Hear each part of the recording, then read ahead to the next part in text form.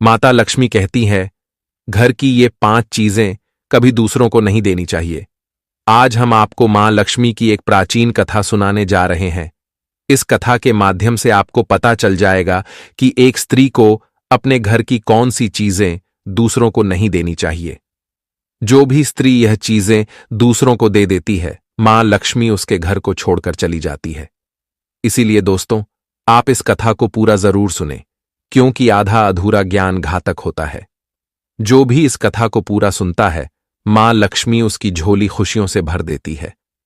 तो चलिए, बिना देरी किए आपको वह प्राचीन कथा सुनाते हैं। दोस्तों, पूर्वकाल की बात है। मध्य देश में एक अत्यंत शोभायमान नगरी थी। उस नगरी में एक सुकन्या नाम की स्त्री अपने पति और सास ससुर के साथ निवास करती थी। सुकन्या एक पतिव्रता नारी थी, जो सत्य धर्म का पालन करने में तत्पर और गृह कार्य में दक्ष थी। सुकन्या का स्वभाव अत्यंत दयालु था।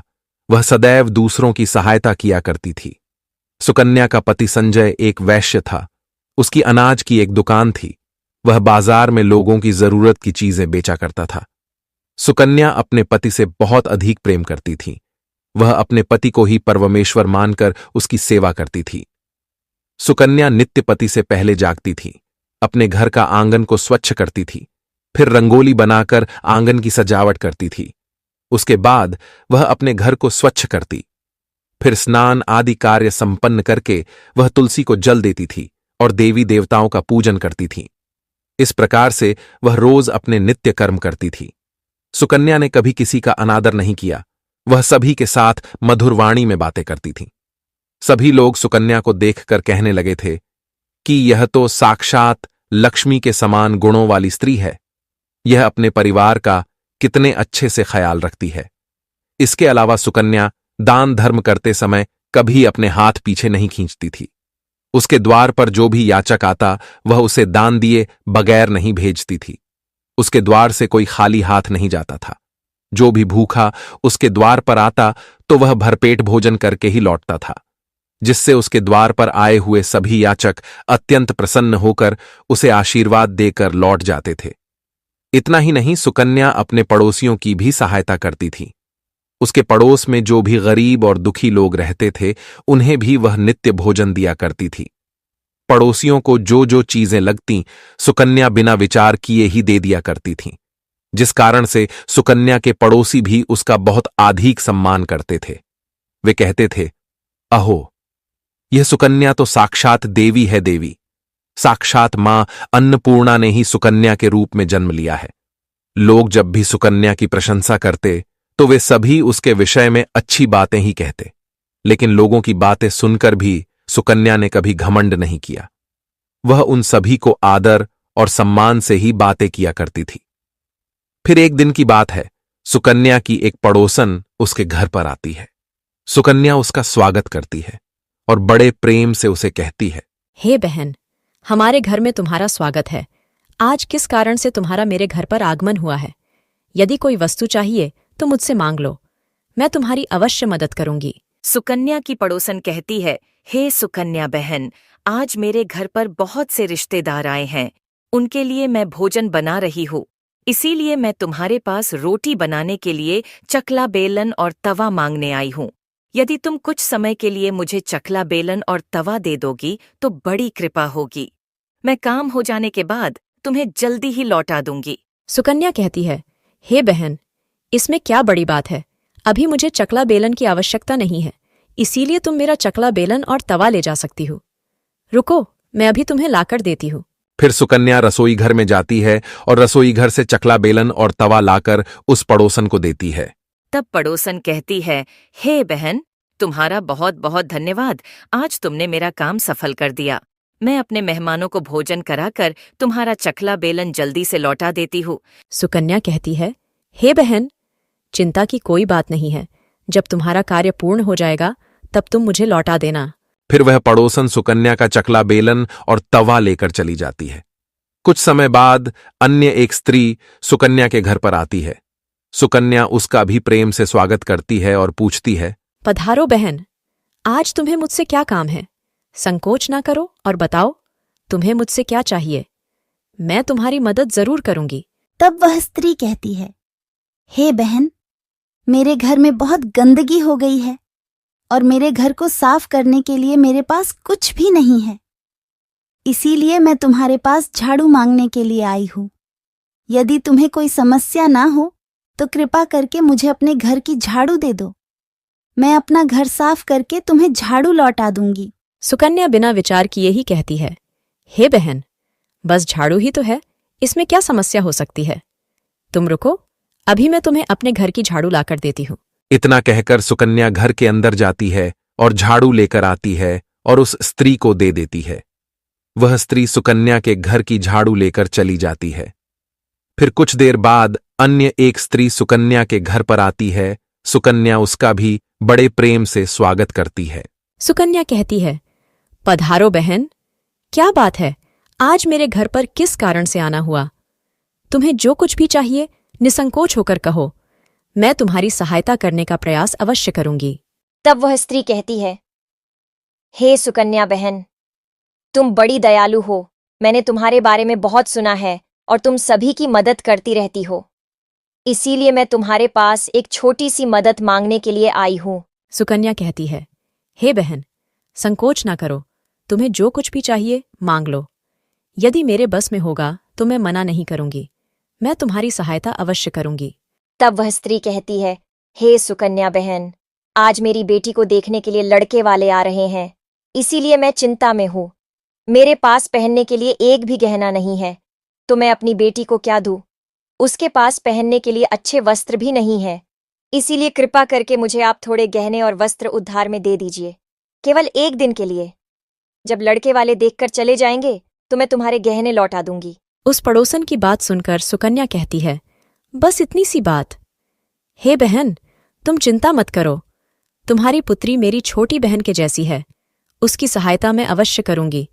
मैं अभी तुम्हें मेरे गहने और साड़ी देती हूँ, जिसे पहनकर तुम्हारी पुत्री राजकुमारी लगेगी। फिर सुकन्या अंदर जाती है, गहने और साड़ी लेकर आती है और उस पड़ोसन को दे देती है। वह पड़ोसन प्रसन्न होकर सुकन्या के गहने और साड़ी लेकर चली जाती है। फिर शाम हो जाती है और अन्य एक पड़ोसन सुकन्या के घर पर आती है। सुकन्या उसका भी बड़े प्रेम से स्वागत करती है और कहती है, पधारो बहन, आज किस कारण से मेरे घर पर आना हुआ? बताओ, मैं तुम्हारी किस प्रकार से सहायता कर सकती हूँ? तुम्हें जो कुछ चाहिए निसंकोच होकर कहो, मैं तुम्हारी मदद जरूर करूंगी। वह पड़ोसन कहती है, हे सुकन्या बहन, तुम बड़ी दयालु हो और तुम सभी की मदद करती हो, इसीलिए मैं तुम्हारे पास आई हूँ। मेरा बच्चा भूखा है और उसे पिलाने के लिए दूध नहीं है, इसीलिए मैं तुम्हारे पास दूध मांगने के लिए आई थी। अगर थोड़ा सा दूध मिल जाता तो बड़ी कृपा होती। सुकन्या कहती है, अरे बहन, इसमें कौन सी बड़ी बात है? लो, अभी मैं तुम्हें दूध दे देती हूँ। सुकन्या रसोई घर में जाती है और थोड़ा सा दूध लेकर आती है और उस पड़ोसन को दे देती है। वह पड़ोसन प्रसन्नता से उस दूध को लेकर चली जाती है। इस प्रकार से सुकन्या अपने सभी पड़ोसियों की मदद कर देती है और प्रसन्न होकर घर का काम करने में लग जाती है। फिर रात होते ही उसका पति घर पर लौट आता है। सुकन्या अपने पति को प्रणाम करती है और उसकी खूब सेवा करती है। रात को दोनों पति पत्नी आनंद से सो जाते हैं। फिर दूसरे दिन वे जागते हैं तो उन्हें एक बहुत ही बुरी खबर कानों पर पड़ती है। एक आदमी दौड़ते हुए सुकन्या के घर पर आता है और सुकन्या के पति से कहता है, हे भाई, कल रात को किसी ने आपकी दुकान लूट ली है, सारा माल गायब है। सुकन्या का पति एकदम से घबरा जाता है और दौड़ते हुए अपने दुकान पर जाता है तो देखता है उसका सारा माल किसी ने लूट लिया है। वह देखता है कि उसके दुकान में रखा हुआ सारा धन भी चोरी हो चुका है। वह दुखी और निराश होकर घर पर लौटता है और सुकन्या को सारी बात बताता है, जिसे सुनकर सुकन्या बहुत दुखी हो जाती है। सुकन्या कहती है, आप चिंता न कीजिए जी, हमारे घर में अभी बहुत सारा धन रखा हुआ है, जिससे आप फिर से व्यापार शुरू कर सकते हैं। फिर सुकन्या अपने घर की तिजोरी में देखती है तो वह भी पूरी तरह खाली दिखाई देती है। उसके अंदर का भी सारा माल अब चोरी हो चुका था। यह देखकर सुकन्या बहुत दुखी हो जाती है। उसे समझ में नहीं आता कि यह कैसे हुआ। सुकन्या का पति उस पर बहुत क्रोधित हो जाता है और पूछता है, सुकन्या, सच सच बताओ, हमारे घर के अंदर रखा हुआ सारा पैसा कहाँ गया? सुकन्या कहती है, हे स्वामी, मैं घर पर ही थी, सारा धन तिजोरी में ही था, किसने इसे चुरा लिया पता नहीं। कृपया आप शांत हो जाइए, हम कोई न कोई उपाय जरूर ढूंढ लेंगे। सुकन्या का पति कहता है, ये जो तुम दूसरे लोगों को घर पर बुलाकर खिलाती हो, अनजान लोगों को घर में बुलाती हो, उसी का फल है ये। उन्हीं में से किसी ने हमारे घर का सारा पैसा चुरा लिया है। क्रोध में आकर सुकन्या का पति उसे भला बुरा कहता है। सुकन्या की सास भी उसे बहुत कोसती है और कहती है, तुम ही इन पड़ोसियों को घर की चीजें देती रहती हो, बिना सोचे किसी की भी मदद कर देती हो। उन्हीं में से किसी ने सारा पैसा चुरा लिया है। घर के सभी लोग सुकन्या को भला बुरा कहने लगते हैं। फिर सुकन्या अपने पति को दिलासा देते हुए कहती है, हे नाथ, मैंने मेरे कुछ गहने हमारी पड़ोसन को दिए हैं, मैं उसके पास से गहने लेकर वापस आती हूँ। फिर सुकन्या उस गरीब पड़ोसन के घर पर जाती है तो देखती है उसके घर पर कोई नहीं होता है। वह स्त्री भी घर छोड़कर सुकन्या के गहने लेकर भाग गई होती है। सुकन्या निराश होकर घर पर लौटती है और अपने पति को सारी बात बता देती है। सुकन्या की बात सुनकर उसका पति आग बबूला हो जाता है और सुकन्या को भला बुरा कहने लगता है। सुकन्या का पति कहता है, हे सुकन्या, तुम बड़ी मूर्ख हो, तुम्हारे ही कारण हमारा सारा धन वैभव चला गया है। तुम्हारे दान देने की आदत के कारण ही हमारे ऊपर यह मुसीबत आन पड़ी है। अब तू इस घर में नहीं रह सकती, तू अभी इसी क्षण इस घर को छोड़कर चली जा। सुकन्या कहती है, हे नाथ, आपके सिवा मेरा इस दुनिया में कोई नहीं है, मैं आपको छोड़कर कहाँ जाऊं। सुकन्या का पति कहता है, तू कहीं पर भी जा, लेकिन अब इस घर में तू नहीं रह सकती। तेरे ही कारण मेरा सब कुछ बर्बाद हो गया है। तू इस घर में रहेगी तो बचा कुचा सब नष्ट हो जाएगा। सुकन्या अपने पति को हाथ जोड़कर विनती करने लगती है, हे स्वामी, ऐसा ना कहिए, मैंने कोई अपराध नहीं किया है। आपके बगैर मैं जीवित नहीं रह सकती। मुझ दासी को आप घर से मत निकालिए। लेकिन सुकन्या का पति उसकी एक नहीं सुनता है और उसे अपने घर से धक्के मारकर निकाल देता है और कहता है, अब तू इस घर से चली जा और लौट कर मत आना। चाहे तो किसी नदी में कूदकर अपनी जान दे दे, लेकिन अब तू इस घर में मेरे साथ नहीं रह सकती। फिर सुकन्या दुखी होकर रोते हुए अपने पति के घर को छोड़कर चली जाती है। चलते चलते सुकन्या माता लक्ष्मी के मंदिर में जाती है और मां लक्ष्मी से प्रार्थना करते हुए कहती हैं, हे माँ, मैंने ऐसा कौन सा पाप किया है जो मेरी ऐसी दशा हुई है। हे माँ लक्ष्मी, मैं तो नित्य आपकी पूजा करती थी, फिर भी आपने मेरा घर क्यों छोड़ा। कृपया मुझे बताओ माँ, मैंने ऐसा कौन सा अपराध किया जो आप मुझसे रूठ गई हो। फिर सुकन्या वहीं पर बैठकर सोचने लगती है, यदि मेरे पति मेरा स्वीकार नहीं करेंगे तो मैं जीवित रहकर क्या करूं। यदि मेरे ही कारण मेरे पति की दुर्दशा हुई है तो मुझे जीवित रहने का कोई अधिकार नहीं है। इतना सोचकर सुकन्या अपने प्राण देने के लिए नदी की तरफ जाने लगती है। नदी के पास जाकर सुकन्या माता लक्ष्मी से प्रार्थना करती है, हे माँ लक्ष्मी, अब मैं अपने प्राण देने जा रही हूँ। यदि मेरे द्वारा तुम्हारी पूजा में कोई कमी रह गई हो तो मुझे माफ करो। मैं अपने पति के बगैर जीवित नहीं रह सकती, इसीलिए अब मैं इस नदी में कूदकर अपने प्राण दे दूंगी। इतना कहकर सुकन्या नदी में कूदने ही वाली होती है कि साक्षात मां लक्ष्मी उस स्थान पर प्रकट हो जाती है। माँ लक्ष्मी सुकन्या से कहती है, रुक जाओ सुकन्या, रुक जाओ पुत्री, तुम यह क्या कर रही हो। सुकन्या आंखें खोलकर देखती है कि साक्षात मां लक्ष्मी उसके सामने खड़ी है। मां लक्ष्मी के दर्शन करके सुकन्या बहुत प्रसन्न हो जाती है और मां को बारंबार नमस्कार करते हुए कहती है, हे माँ लक्ष्मी, मुझे क्षमा करो, मैं बहुत बड़ा पाप करने जा रही थी। देवी लक्ष्मी कहती है, हे सुकन्या, मनुष्य को स्वयं अपने प्राण नहीं लेने चाहिए, यह महापाप है। ईश्वर ने जो शरीर प्रदान किया है उसे ऐसे नष्ट नहीं करना चाहिए। सुकन्या कहती है, हे माँ, मैं विवश हूँ, मेरे पति ने मेरा त्याग किया है और स्त्री को अपने पति को छोड़कर नहीं रहना चाहिए। मैं अपने पति को छोड़कर जीवित नहीं रह सकती, इसी कारण से अपने प्राण देने जा रही हूँ। देवी लक्ष्मी कहती है, हे सुकन्या, मैं सब कुछ जानती हूँ और यह भी जानती हूँ कि तुम्हारे पति ने तुम्हारा त्याग क्यों किया है। ये सब तुम्हारी ही भूल के कारण हुआ है। तुमने अनजाने में कुछ ऐसा चीजों का दान किया था जिस कारण से मुझे तुम्हारा घर छोड़कर जाना पड़ा। जो भी स्त्री अपने घर की इन चीजों को दूसरों को दे देती है, उनके घर में मेरा वास नहीं होता है।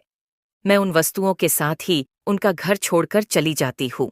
तब सुकन्या कहती है, हे माँ, ऐसी वह कौन सी वस्तुएं हैं, कृपया आप मुझे बताइए। मैंने कौन सी वस्तुओं का दान किया जिस कारण से आपने मेरे घर का त्याग किया है। देवी लक्ष्मी कहती है, हे पुत्री, अब तुम ध्यान से सुनो। मैं तुम्हें उन चीजों के बारे में बताती हूँ जो किसी भी स्त्री को दूसरों को नहीं देनी चाहिए।